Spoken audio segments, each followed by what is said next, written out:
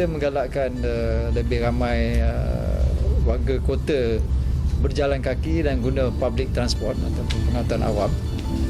Jadi apabila kita mengadakan walkway, lebih menyenangkan mereka berjalan kaki dan menggunakan pengangkutan awam lah. Park mana-mana ataupun naik LRT mana-mana, terus boleh berjalan kaki dalam keadaan yang selamat dan selesa kan.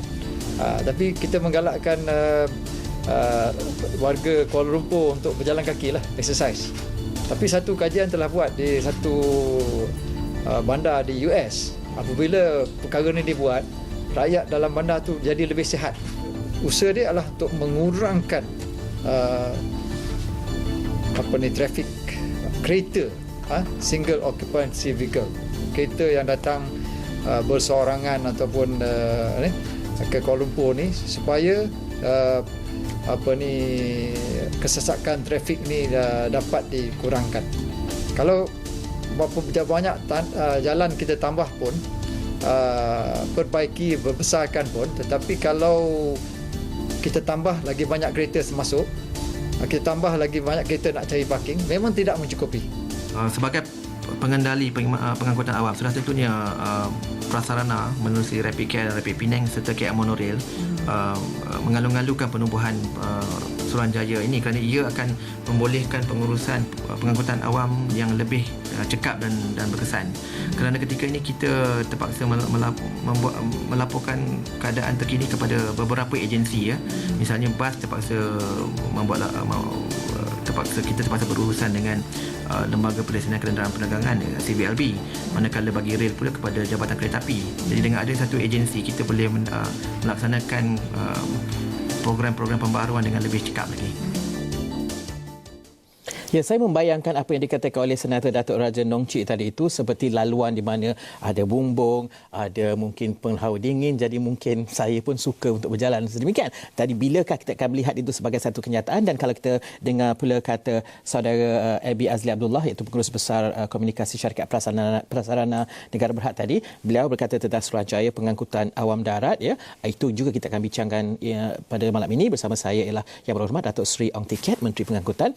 Datuk, saya nak mulakan dengan mungkin apa yang dikatakan oleh Senator Datuk Raja Nong Chee tadi. Mungkin ini adalah salah satu yang harus dibuat untuk sampai kepada apa yang kita katakan pengguna pengangkutan awam tu 25% target yang kita nak tahun 2012. Jadi mungkin apa yang paling penting, cabaran yang paling besar yang harus kita buat dulu untuk sampai ke target modal share 25% tu? Ya, sebenarnya apa yang dibangkitkan oleh kawan saya Datuk Raja Nong Chee tu adalah sebahagian daripada daya usaha kita dan fasiliti ataupun penyediaan kemudahan seperti walkway ataupun laluan berjalan kaki memang mustahak. Tetapi pada ketika ni yang jadi cabaran utama kepada pengangkutan awam kita ni, kita sedia maklum bahawa bilangan kenderaan, bilangan kereta persendirian semakin bertambah.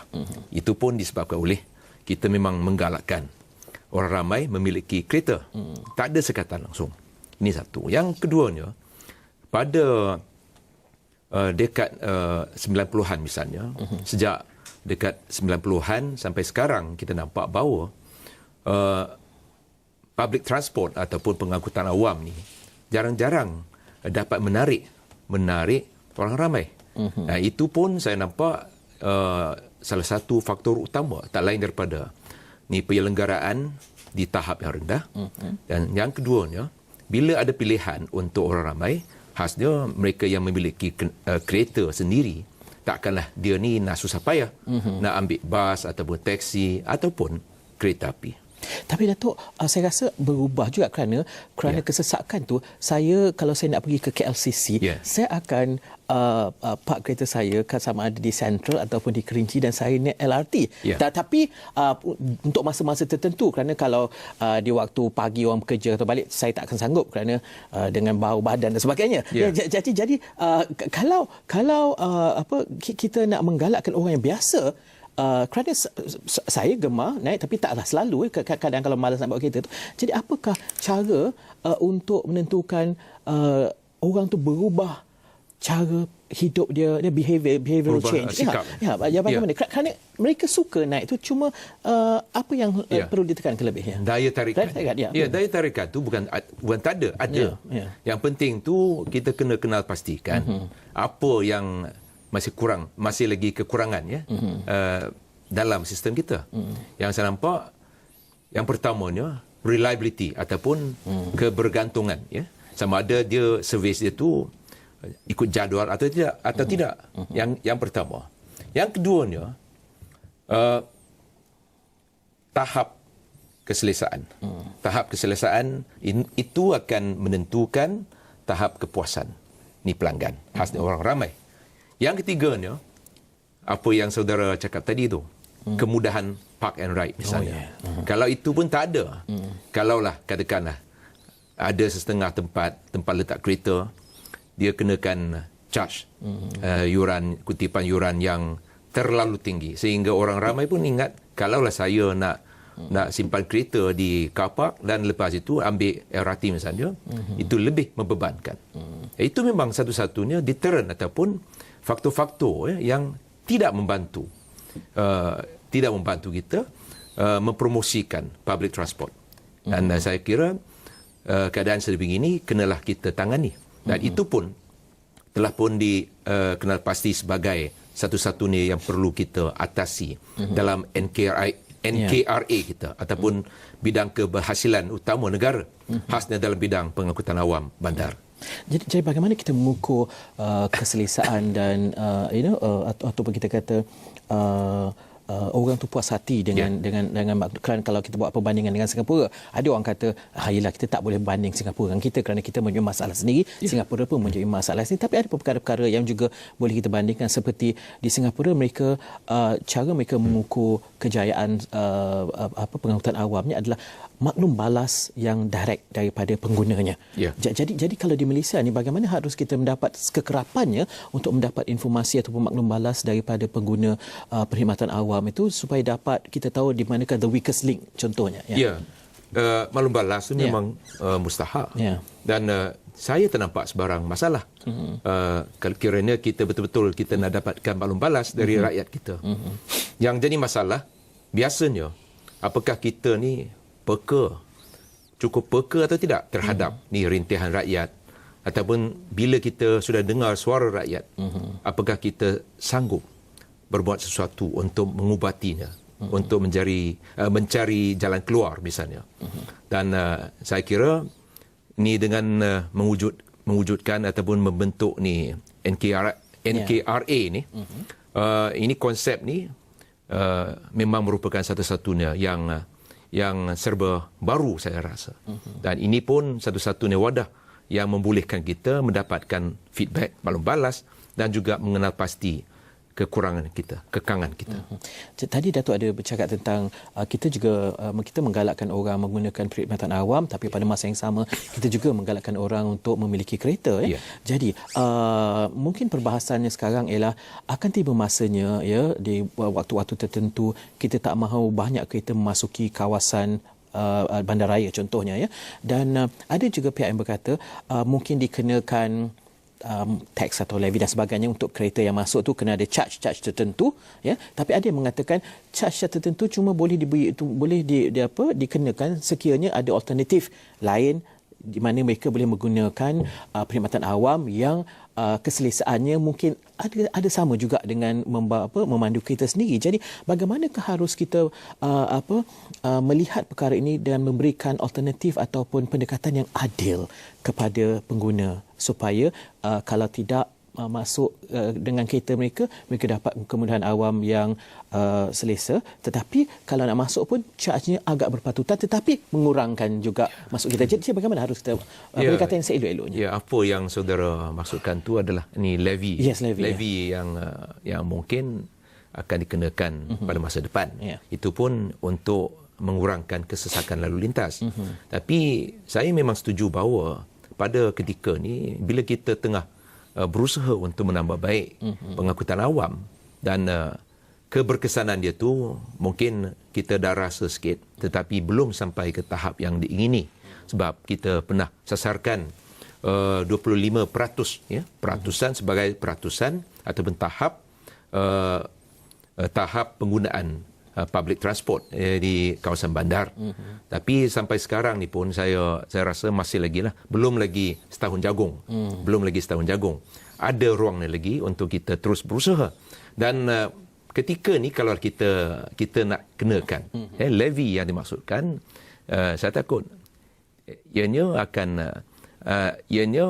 seolah-olah tak bagi pilihan pada rakyat, sebab kita tahu pada ketika ni rakyat perlu ada pilihan. Kalau ada public transport yang memuaskan, yang dapat mereka bergantung, maka levy itu saya rasa akan kurang dipertikaikan. Agaknya bila levy ini akan dikenakan kalau kita tengok jangka masa di beberapa tahun ke depan ini, dan apakah agaknya levy yang tidak membebankan ataupun apakah kita perlu bebankan supaya kalau tidak benda itu tidak akan berlaku. Jadi jangka masa bila agaknya Datuk kita boleh levy itu sebenarnya, soal levy pun pernah juga kita bercabang fikiran membahas dan sebagainya. Tetapi pada ketika itu dalam peringkat percambahan fikiran, levy itu adalah satu-satunya yang kita rasa hanya boleh dikenakan bila kita dah mantap dalam usaha kita untuk menambah baik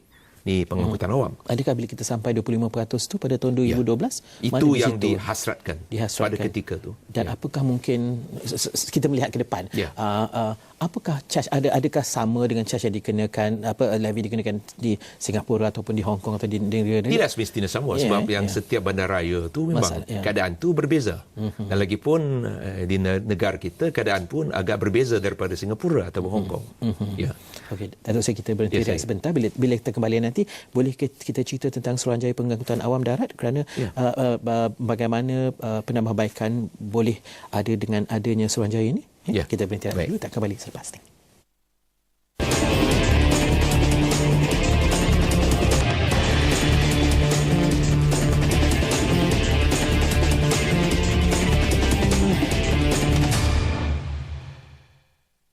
Every Thursday.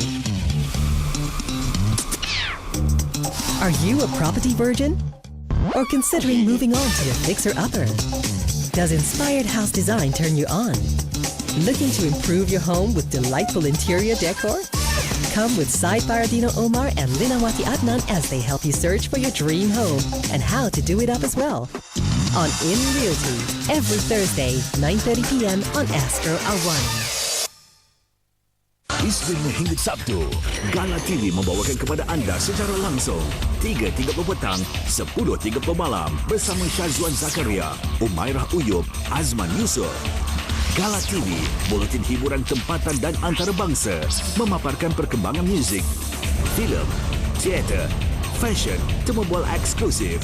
Gala TV, Isnin hingga Sabtu, 3.30 petang, 10.30 malam di Astro Awani, berita segenap dimensi.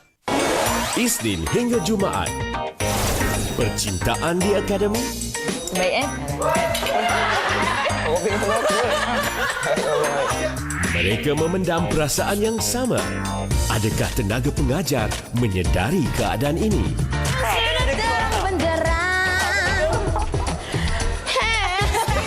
Dari Akademi Fantasia, Isnin hingga Jumaat, 7.30 malam, eksklusif di Astroria.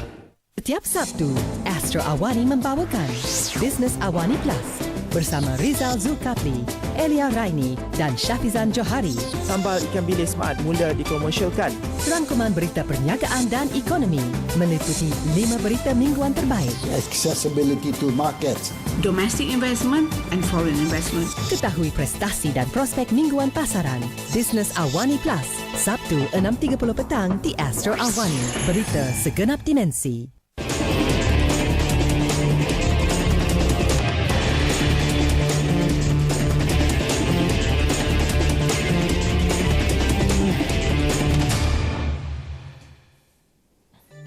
Rasa puas hatilah sebab dia datang pun on time kan, dan dia punya train pun okey lah, tempat duduk dia selesa,